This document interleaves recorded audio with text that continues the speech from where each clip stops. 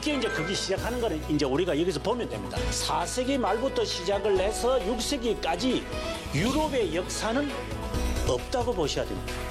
그래, 그 중에서 갑자기 로마 교회가 이제 이게 힘을 받기 시작하는 거예요. 이제 세속적 권력이 있으면 되는 겁니다.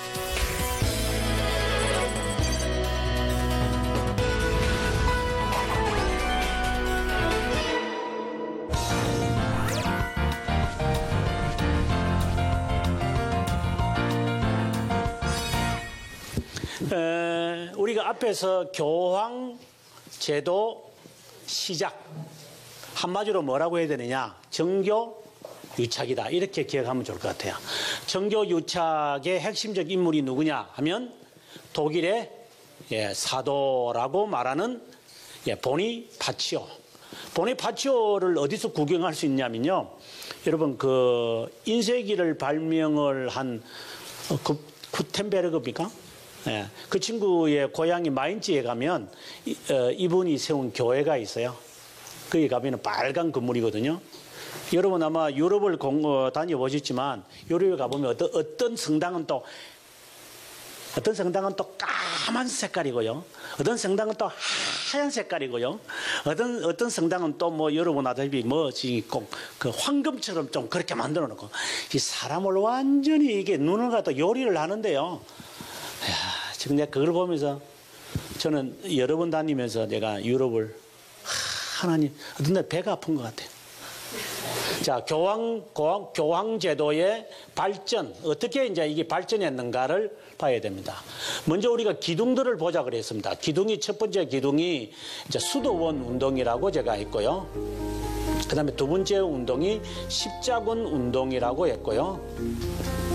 그 다음에 세 번째 운동이 이제 스콜라주의다. 요거 하나씩 요거 다 살펴야 됩니다. 어떻게 이 세 개의 기둥을 교황이 안을 수 있었을까? 이게 아마 여러분들이 아마 중세교회사에서 이렇게 보기는 쉽지 않을 겁니다. 어떻게 수도원 운동이 들어갈 수 있었을까? 그걸 이제 이걸 이야기를 하겠습니다. 여러분 그 서방교회, 그러니까 서방교회의 수도원 운동은 베네딕토라고 하는 사람에서부터 시작합니다. 베네딕토부터 시작을 합니다. 529년에 시작을 하게 되어집니다. 이 교황의 수도사들은요, 처음부터 평신도입니다. 그러니까 일반 신자입니다. 성직자가 아닙니다.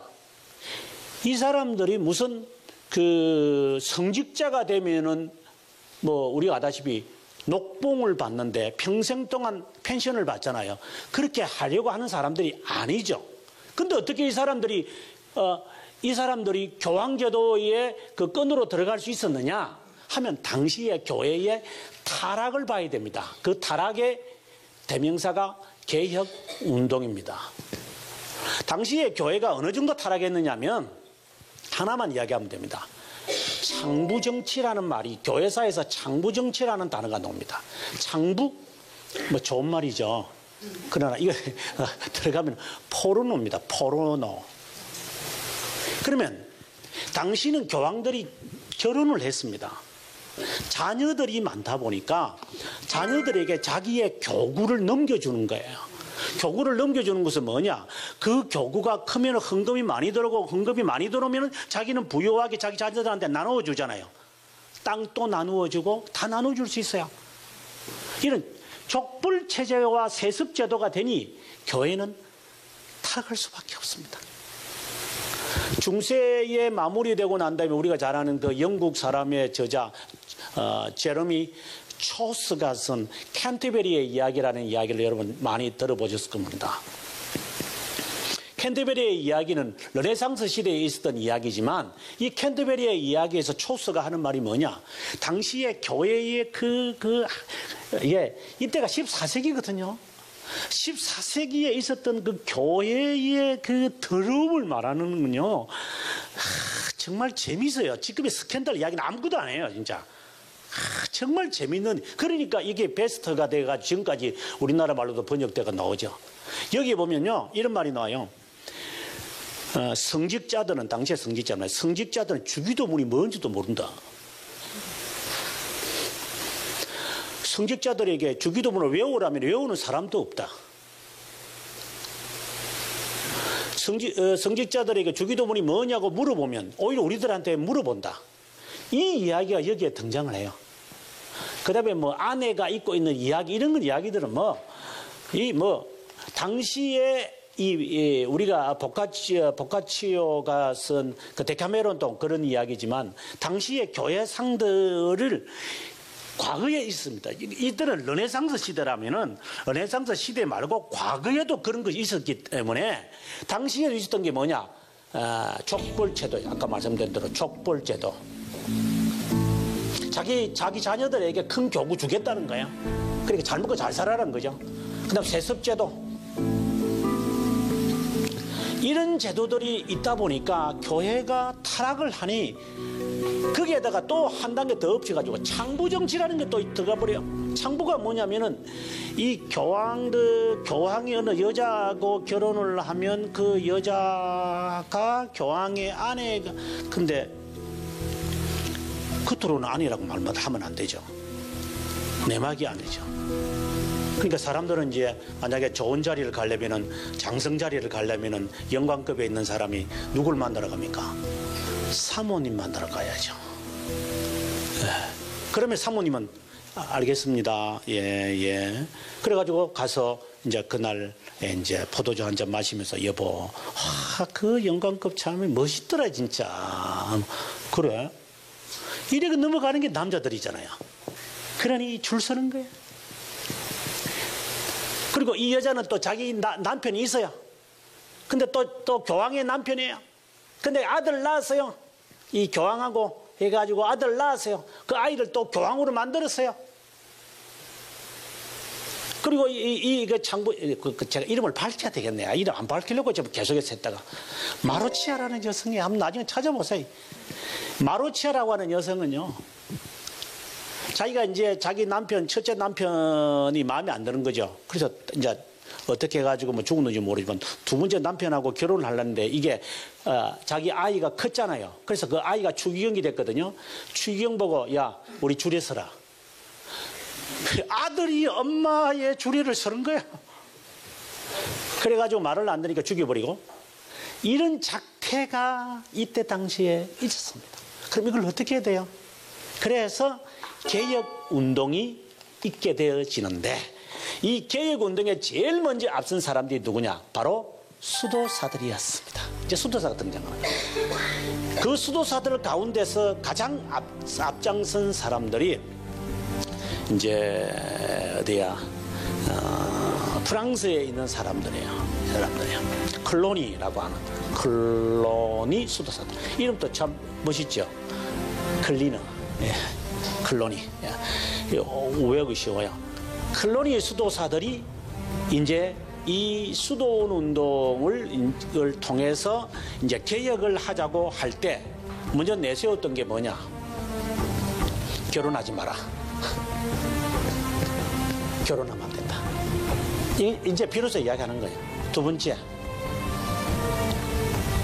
우리가 성직자가 된다, 이제부터. 그러니까 성직자가 마음에 안 드니 우리가 성직자게. 이제 제야 세력에 있는 사람들이 이제 본격적으로 교회 안으로 들어오기 시작합니다. 이렇게 되면은 나라든 어디든 그 나라는 힘듭니다. 저는 우리나라에도 마찬가지지만 제야에 있는 순수한 사람들이 권력을 잡으면 그때부터 사람은 돈맛을 보잖아요. 돈맛을 보거든요. 근데 지금 저희 나라가 잘 안 되니까 그렇지만 이런 제야 세력에 있는 사람들이 성직자가 되면 나중에 성직자가 되는 게 아니고요. 어디까지 가느냐? 교황 자리를 다 차지합니다. 그래서 이후부터는 교황이 되는 사람들은 다 누구냐? 수도사들이 되는 겁니다. 자기들은 혼자 사니까 다 혼자 살아는 거죠. 그러나 중세 천년 동안 혼자 산 성직자들이 어디 있어요? 다 아내를 두고 자식 다 두고 살았어요. 교황지도 아내를 두고 사는데 아내가 한 명이면 관계없죠. 한 명이면 누가 한 명 두겠어요. 그 아무도 조사도 안 해주는데 한 명 가지고는 이 사람들 성이 차겠어요? 이런 사람들로 나중에는 다 변질하게 돼 있어요. 그 다음에 세 번째, 개혁을 하기 위해서 처음 시작할 때는 참 괜찮은 것 같아요. 그 다음에 세 번째를 하기 위해서 뭐하느냐, 동방교회와 서방교회를 분리하자. 그래서 1054년에 동방교회와 서방교회를 분리시켜버리고 맙니다. 왜 동방교회와 서방교회, 여기 동방이라고 하는 것은 콘스탄티노플, 지금의 이스탄불인데, 이스탄불에 있는 도시에 있는 교회하고 왜 결렬을 하려고 하느냐, 서방교회가 정통성이 없잖아요. 동방교회는 정통성이 있어요. 여러분 330년에요. 수도가 로마 제국의 수도가 로마에서 콘스탄티노플로 바뀝니다. 330년입니다. 그때부터 수도가 로마에서 콘스탄티노폴리스로 옮겨졌기 때문에, 지금의 이스탄불이겠죠. 이스탄불입니다. 바뀌어졌기 때문에 이게 1054년까지 갑니다. 이게 굉장하게 이게 오래 가고, 나중에 이 콘스탄티노폴리스가 망하는 것은 1453년에 망합니다. 정부가 옮겨졌으니까 교회의 중심도 로마가 아니라 콘스탄티노폴리스죠. 그러면 로마는 항상 따돌림을 받을 수밖에 없는데, 그런데다가 로마 제국도 476년에 망해버렸죠. 그러면 수도도 옮겨졌고 정부도 옮겨졌고 우리를 보호하는 세속 권력이었던 서로마 제국도 몰락했고, 그래서 만든 게 신성로마 제국이었는데, 그러나 저러나 어쨌든 정통은 아니잖아요. 정통은 이거잖아요. 자, 그렇다면 내가 정통이 되려면 어떻게 되느냐, 분리하면 되죠. 분리. 그래서 분리를 하는 겁니다. 그 다음에 네 번째, 결혼하지 말자, 교황되자, 동서방교회 분리하자. 그 다음에 마지막이 뭐냐, 십자군 전쟁 일으킨다. 이 수도사들이 개혁을 하는데 요 앞에 요 첫 번째까지는 제가 볼 때는 괜찮은 것 같아요. 결혼을. 그렇다고 해서 결혼 안 하면 되겠어요?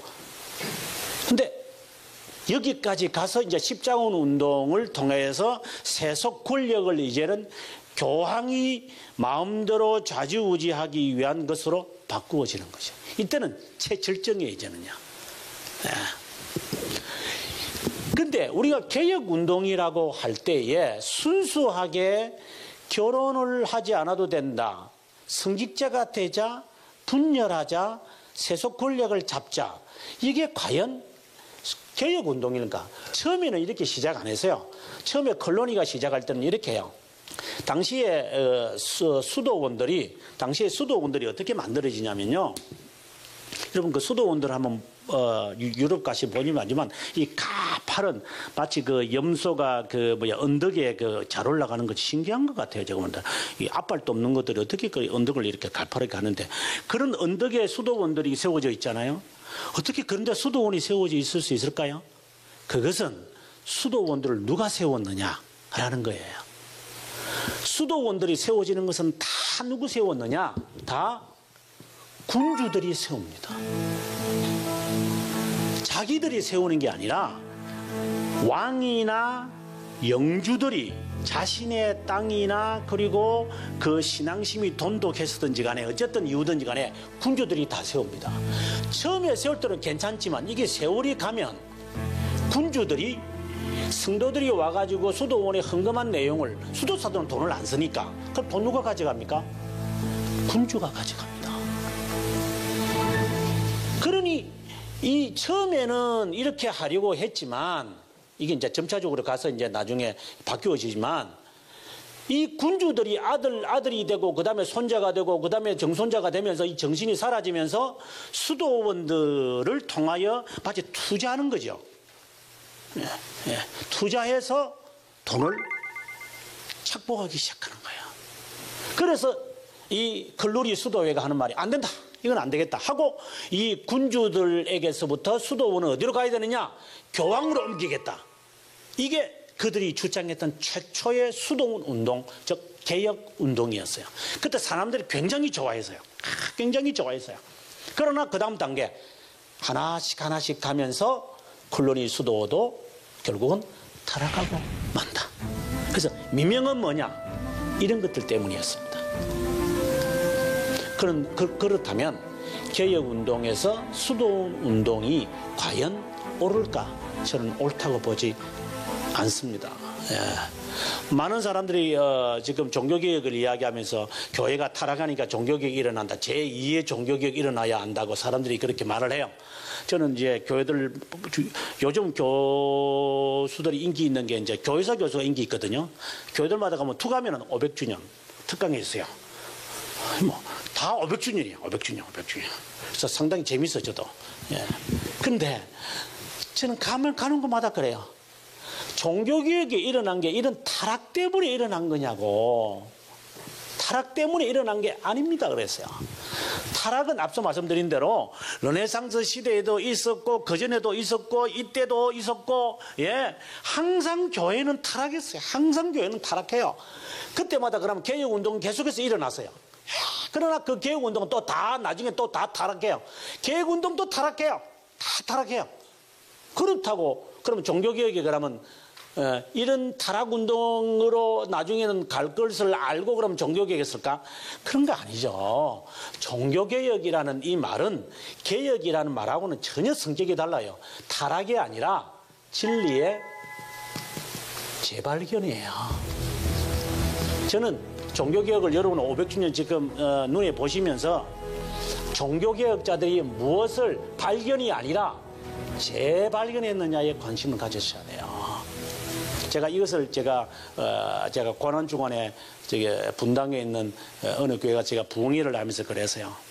종교개혁이 타락해서 종교개혁이 일어났다고 여러분들이 알고 있지만 그렇지 않다고.